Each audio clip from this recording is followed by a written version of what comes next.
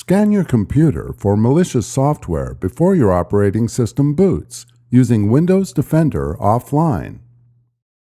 Before scanning your computer, save and close any open files and programs.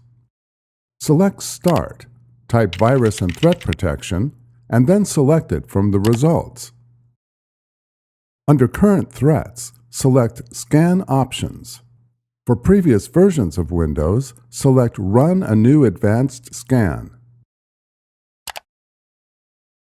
Select Windows Defender Offline Scan, and then select Scan Now. Select Scan, and then if prompted, select Yes. The computer restarts into Windows Defender Offline and scans your computer for malicious software, which can take up to 15 minutes.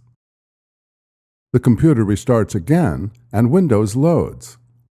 To find the scan results, return to the Virus and Threat Protection screen. Select Scan Options and then select Threat History. For previous versions of Windows, select Threat History on the Virus and Threat Protection screen.